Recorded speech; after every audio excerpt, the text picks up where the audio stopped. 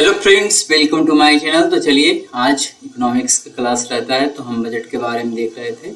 ठीक है, पिछली बार देखे थे लेखानुदान, प्रत्यानुदान और पवादानुदान, है ना। आज देखेंगे बजट के अवयव क्या क्या होते हैं, कंपोनेंट्स ऑफ बजट। करा चलिए आइए यहाँ से देखते हैं। जो हमारे चैनल पर नए हैं, चैनल को सब्सक्राइब जरूर कर ले ताकि आपको नोटिफिकेशन जो है मिलता रहे। ठीक है, आइए देखते हैं। तो सार्वजनिक आय तथा सार्वजनिक व्यय बजट का सर्वाधिक महत्वपूर्ण पक्ष होता है। ठीक है, तथा सरकार को एक वित्तीय वर्ष में प्राप्त होने वाली अनुमानित आय को सार्वजनिक आय कहते हैं और उसी 5 वित्तीय वर्ष में होने वाले अनुमानित व्यय को सार्वजनिक व्यय कहते हैं। बजट में सार्वजनिक आय को 2 भागों में बांटा जा सकता है। पहला है राजस्व प्राप्तियां और दूसरा है पूंजीगत प्राप्तियां। राजस्व प्राप्तियों तथा पूंजीगत प्राप्तियों में अंतर क्या है? Difference between revenue receipts and capital receipts. फिर है राजस्व प्राप्तियां।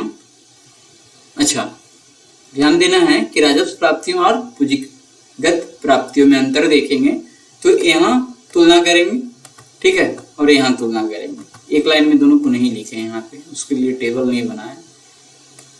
करा है वे प्राप्तियां सरकार की देयता की स्थिति को प्रभावित नहीं करती है। मतलब राजस्व प्राप्तियां वे प्राप्तियां होती हैं जो सरकार की देयता की स्थिति प्रभावित नहीं करती है। यहाँ की ये प्राप्तियां सरकार की देयता की स्थिति को प्रभावित करती है, इससे परिसंपत्तियां कम होती है अथवा देनदारियां बढ़ती है।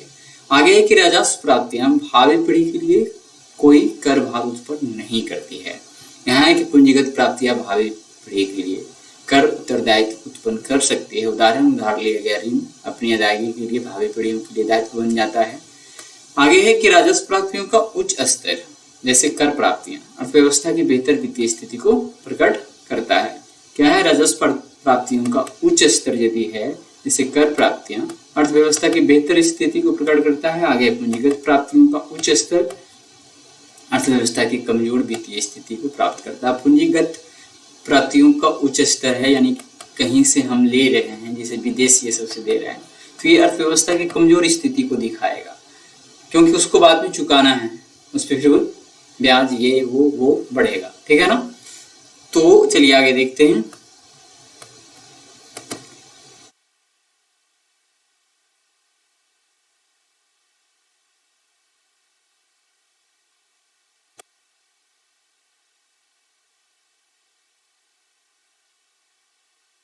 ये राजस्व प्राप्तियां के बारे में देखते हैं। तो राजस्व प्राप्तियां या रेवेन्यू रिसिप्ट्स, राजस्व प्राप्तियां, इसके अंतर्गत उस आय को रखा जाता है जिसका संबंध उसी वित्तीय वर्ष से होता है। ठीक है, इसे चालू खाता के नाम से भी जाना जाता है। इस खाते में आय के उन स्रोतों को शामिल किया जाता है जिनके बदले में कोई भुगतान नहीं करना होता है।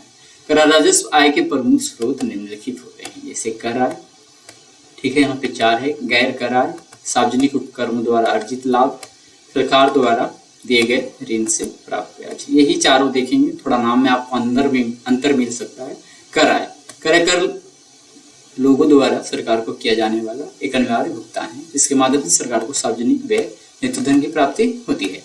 करों द्वारा प्राप्त होने वाली आय को करों के आधार पर 2 भागों में विभाजित किया जाता है, प्रत्यक्ष करों से प्राप्त आय तथा अप्रत्यक्ष करों से प्राप्त आय। प्रत्यक्ष कर यानी डायरेक्ट टैक्स क्या होता है? केंद्र सरकार के प्रत्यक्ष कर। तो केंद्र सरकार के प्रत्यक्ष कर कौन कौन सा है? तो आयकर, ये सब बार बार आपको देखना पड़ेगा तब ध्यान में रहेगा। आयकर, निगम कर, ठीक है, ये सब केंद्र सरकार का प्रत्यक्ष कर है। संपत्ति कर, संपदा शुल्क, ठीक है, यहाँ पे उपहार कर, ठीक है, व्यय कर, ब्याज कर। उपहार कर जैसे मान लेते हैं कोई जीता, कौन बनेगा करोड़पति, तो उसमें 30% सरकार को देना होता है। आगे देखते हैं।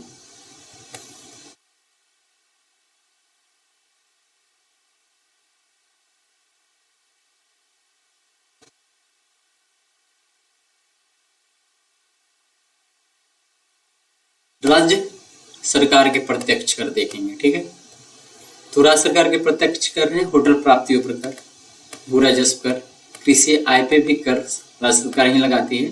ठीक है, और ये भी प्रत्यक्ष कर है डायरेक्ट रूप से।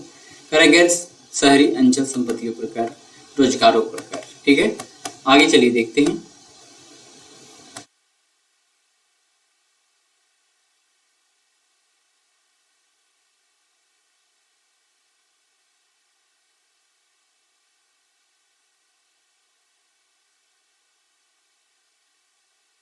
प्रत्यक्ष कर के बारे में देखते हैं। तो केंद्र सरकार के प्रत्यक्ष कर, सीमा शुल्क, केंद्रीय उत्पाद शुल्क, जीएसटी, केंद्रीय बिक्री कर, केंद्रीय व्यापार कर। ठीक है, तो प्रत्यक्ष कर यहाँ है केंद्र सरकार का कौन कौन सा है? सीमा शुल्क, ठीक है, फिर केंद्रीय उत्पाद शुल्क, जीएसटी, केंद्रीय बिक्री कर और केंद्रीय व्यापार कर। राज्य सरकार के प्रत्यक्ष कर में क्या क्या है? तो जीएसटी यहाँ भी है, ठीक है, स्टाम्प एवं पंजीयन शुल्क, ठीक है, और राज्य उत्पाद शुल्क, डीजल पेट्रोल पर बिक्री कर जो है प्रत्यक्ष कर, ये राज्य सरकार लगाती है। वाहनों पर कर, ठीक है, परिवहन पर कर, परिवहन मतलब जो टोल टैक्स है वो होता है। प्रवेश कर, चुंगी कर, ठीक है, विज्ञापन पे कर, ठीक है, एडवर्टाइजमेंट पे कर यदि लेता है तो राज्य सरकार। और है विद्युत पर कर व शुल्क, शिक्षा उपकर, ठीक है, और सट्टेबाजी पर कर। आगे देखते हैं।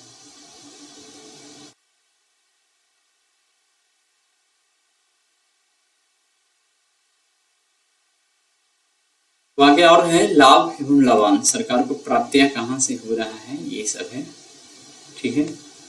कर भारत सरकार स्वयं अनेक प्रकार के औद्योगिक कंपनी तथा वित्तीय संस्थाओं का संचालन करती है, जैसे तेल तथा प्राकृतिक गैस निगम ओएनजीसी, भारतीय इस्पात प्राधिकरण लिमिटेड, राज्य व्यापार निगम, खनिज तथा धातु व्यापार निगम, राष्ट्रीय बैंक, जीवन बीमा निगम आदि। सरकार को इन कंपनियों एवं संस्थाओं से प्रतिवर्ष लाभ तथा लाभांश प्राप्त होता है। फिर है ब्याज आय, कर केंद्र सरकार के द्वारा राज्य सरकारों, अन्य संस्थाओं तथा विदेशी सरकारों को ऋण दिया जाता है, जिस पर केंद्र सरकार को वार्षिक ब्याज के रूप में प्राप्त होता है। तो केंद्र सरकार ऋण लेता है तो किसी को देता भी है। करेत्तर या गैर कर आय, कर उत्तर, यहाँ पे करेत्तर भी बोला तो ठीक ही है।